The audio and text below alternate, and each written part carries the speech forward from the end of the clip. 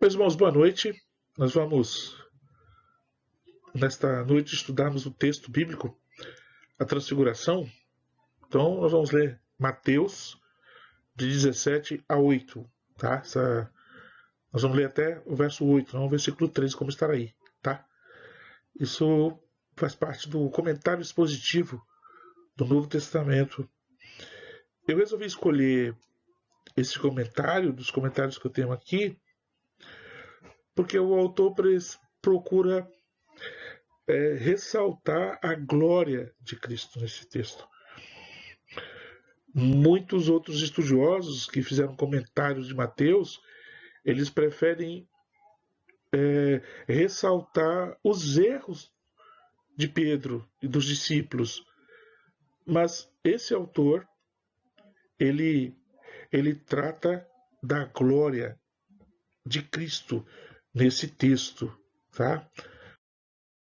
Então, ler o texto? Apenas Mateus 17, de 1 a 8, não 13, como está lá. Esse texto se encontra em Marcos 9, de 2 a 8, e em Lucas 9, de 28 a 36. Então, o texto diz assim: 6 dias depois, tomou Jesus consigo a Pedro e aos irmãos Tiago e João e os levou em particular a um alto monte. E foi transfigurado diante deles.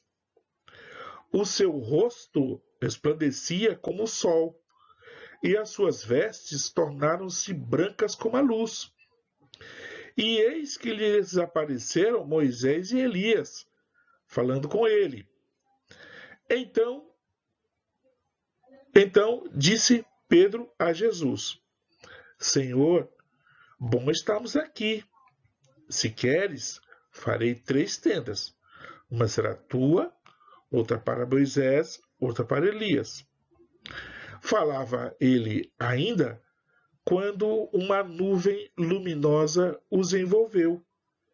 E eis, vindo da nuvem, uma voz que dizia: Este é meu filho amado, em quem me comprazo. A ele ouvi.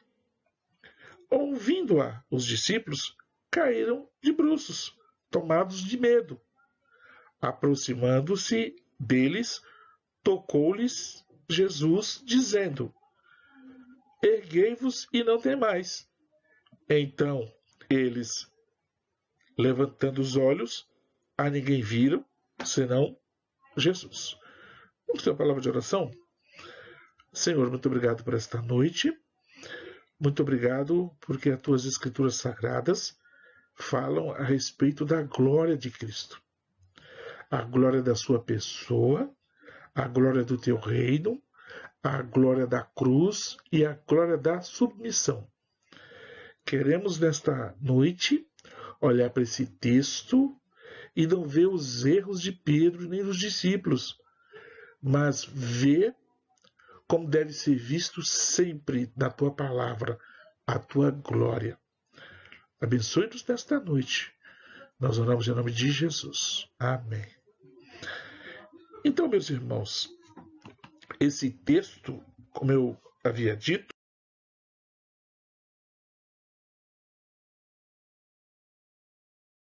então, é isso que nós vamos ver. 4 aspectos da glória de Jesus Cristo, o Rei. A primeira é a glória de sua pessoa, a glória do seu reino, a glória da cruz e a glória da sua submissão. Esses versículos, eles historiam um dos mais notáveis acontecimentos ocorridos durante o ministério terreno de Jesus. Aquele evento, esse que nós estamos estudando, chamado de a Transfiguração. A ordem em que esse incidente ficou registrado é bela e instrutiva. Porque na última porção do capítulo anterior, Jesus Cristo mostra-nos a cruz. Ele conta aos seus discípulos que ele iria para Jerusalém e ele iria ser morto. Não é? Agora, aqui, porém, nesse texto, somos recompensados por um momento magistral e glorioso, que com certeza deixaram os discípulos extasiados com aquela tremenda visão. Se no capítulo anterior ele falou da sua cruz, a glória nesse texto, Jesus Cristo fala da sua glória. O rei e sua glória, esse é o primeiro aspecto, não é? De acordo com Mateus e Marcos, a transfiguração aconteceu 6 dias depois, enquanto Lucas diz cerca de 8 dias depois de todo aquele acontecimento de Mateus 16. Não há contradição, uma vez que o relato de Lucas é o equivalente à semana judaica. Durante essa semana, os discípulos devem ter discutido o significado das declarações de Jesus sobre sua morte e ressurreição. Com certeza houve discussão acerca disso, porque o relato de Jesus sobre sua morte e sua ida para Jerusalém pegou todos eles de surpresa, não é? Por certo, também estavam se perguntando o que aconteceria com as profecias do Antigo Testamento a respeito do reino. Se Jesus pretendia construir, edificar sua igreja, como ele falara no capítulo anterior, o que aconteceria com o reino prometido se ele resolvesse edificar a sua igreja? O texto não diz o nome do lugar em que esse milagre ocorreu, não é? Mas provavelmente tenha sido no Monte Hermon, perto de Cesareia de Filipe, porque é nessa região que Jesus Cristo estava. A transfiguração, então, revelou 4 aspectos da glória. O primeiro aspecto é a glória de sua pessoa. Tanto quanto sabemos pelos relatos bíblicos, essa foi a única vez que Jesus revelou sua glória de tal forma durante o seu ministério aqui na Terra. A palavra traduzida por transfiguração dá origem ao nosso termo metamorfose, que significa uma mudança exterior provinda de uma transformação interior. A glória de nosso Senhor não refletiu algo exterior, mas sim irradiou algo do seu interior. Houve uma mudança exterior que veio de dentro de Jesus e fez com que sua glória essencial resplandecesse. O próprio escritor de Hebreus diz algo sobre isso, sobre a glória. Ele diz assim: ele, Jesus, que é o resplendor da glória, a expressão exata do seu ser, sustentando todas as coisas pela palavra do seu poder. Por certo, esse acontecimento serviria para fortalecer a fé dos discípulos, especialmente de Pedro, o qual havia confessado pouco tempo antes que Jesus era. Se sua confissão de fé não teria sido tão significativa se ele a tivesse feito depois da transfiguração. Pedro creu, confessou sua fé e recebeu confirmação. João falou da glória inspirado pelo Espírito. Ele diz no começo do seu evangelho: e o Verbo se fez carne e habitou entre nós, cheio de graça e de verdade, e vimos a sua glória. Glória como do unigênito do Pai. João enfatiza a divindade de Cristo e a glória de sua pessoa. Todos esses versículos. Quando veio à Terra, Jesus Cristo deixou de lado sua glória. Ele diz em João 17,5: e agora glorifica-me, ó Pai, contigo mesmo, com a glória que eu tive junto de ti antes que houvesse mundo. Por causa de sua obra consumada na cruz, recebeu de volta a sua glória, que hoje compartilha conosco. Esse texto, isso está claro em João 17, de 22 a 24, na oração de Jesus. Não precisamos esperar pelo céu para participar dessa glória. Ao nos sujeitarmos ao Espírito de Deus, ele nos transforma de glória em glória. Irmãos, quão maravilhoso é ver uma vida transformada por Jesus.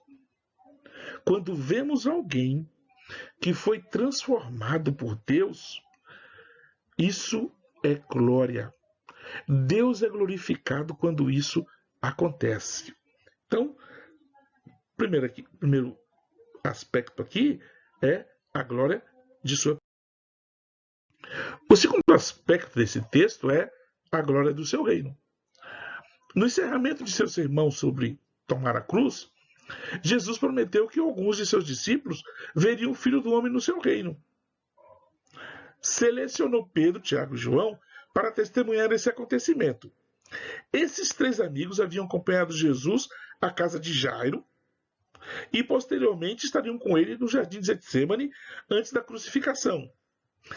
Nessas 3 ocasiões, o assunto principal foi a morte.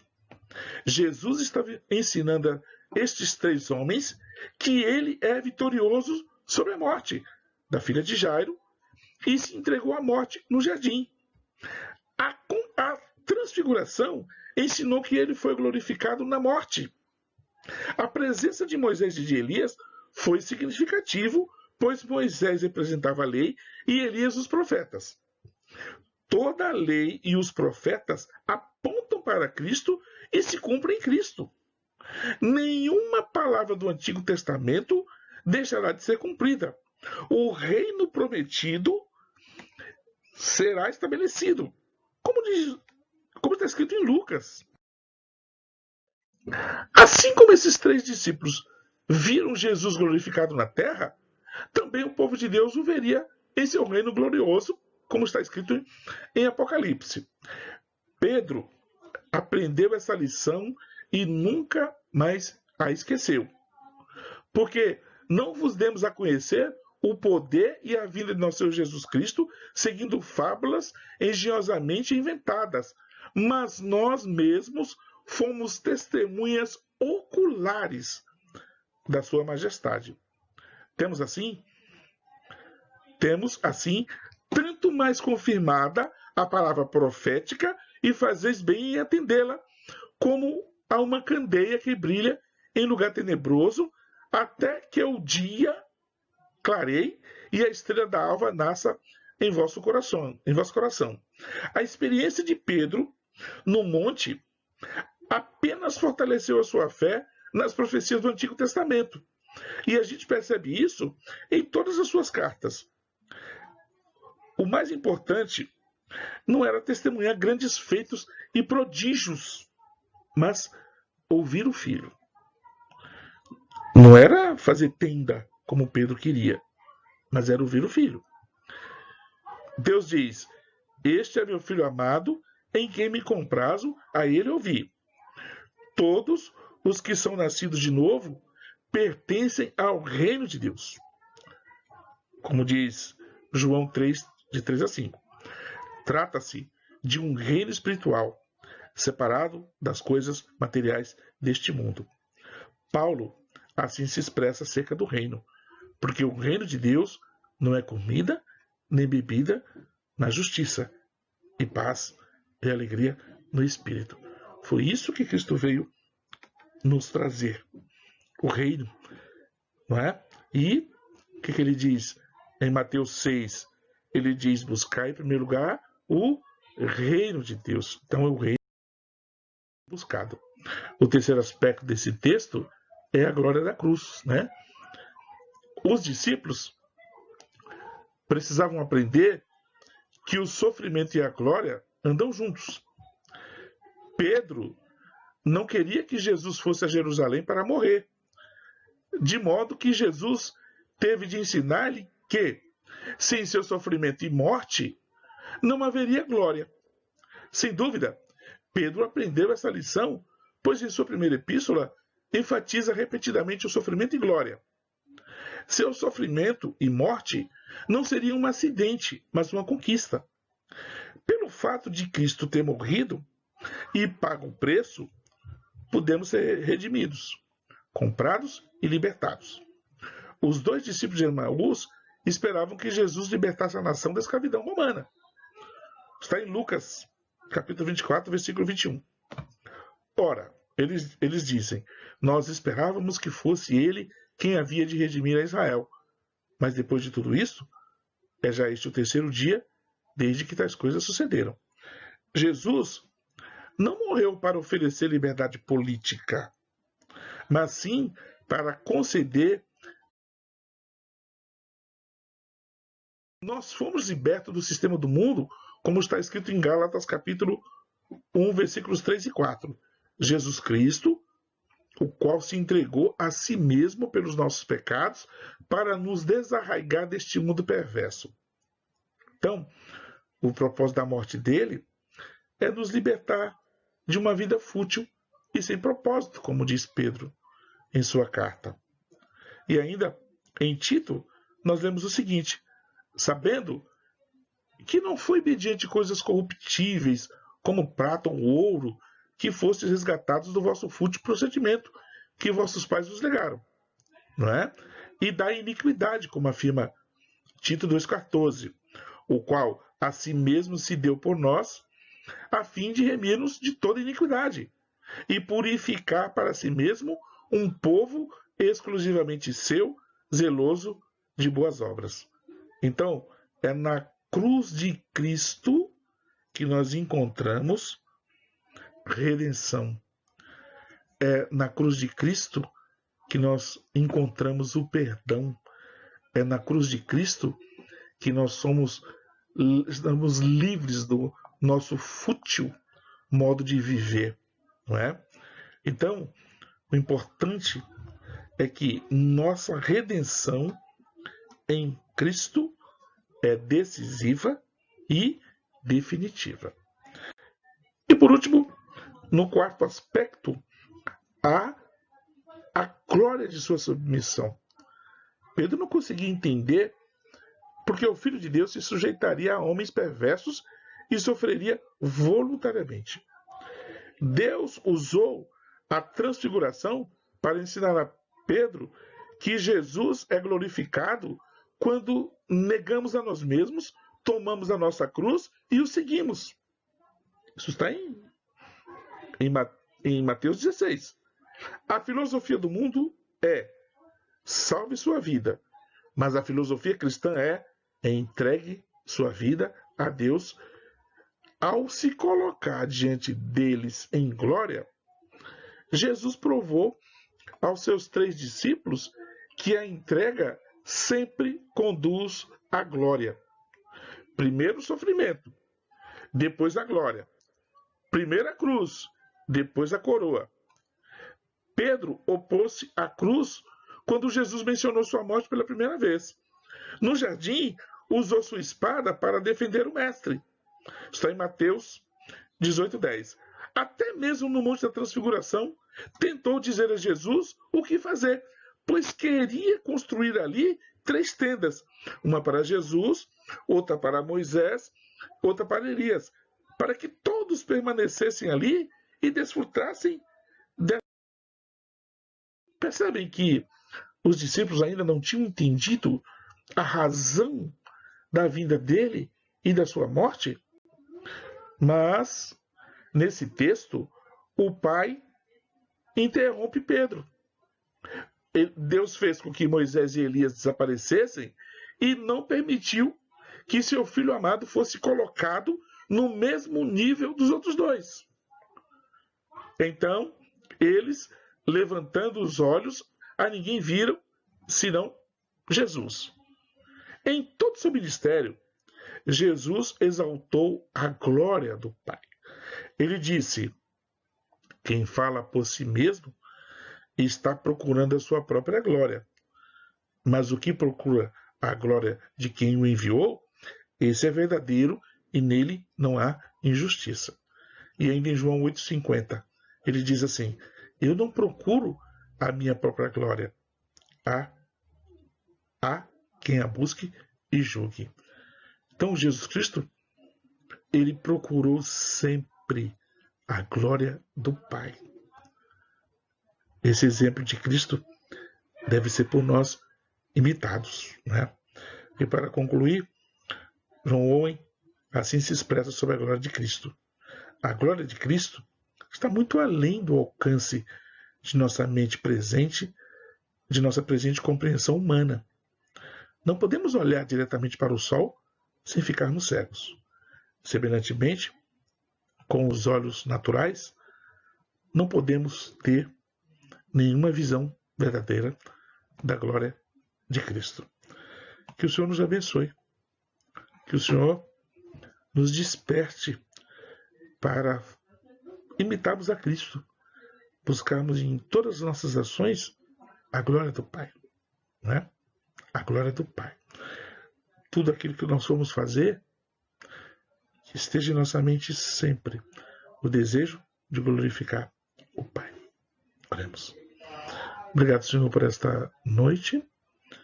Obrigado porque ao olharmos esse texto, não procuramos observar os erros humanos, mas ressaltar a glória de Cristo. A glória de Cristo. A glória de Cristo na sua pessoa.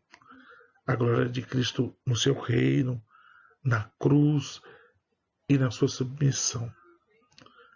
Como Cristo é um exemplo a ser imitado por todos nós. Obrigado, Senhor, por sua morte na cruz. Morte que nos libertou de uma vida fútil e sem propósito. E que a partir de agora, o nosso viver seja para glorificar a Ti, Senhor, que enviou o Seu Filho, sem pecado, para morrer por nós, para que fôssemos libertos dessa vida medíocre.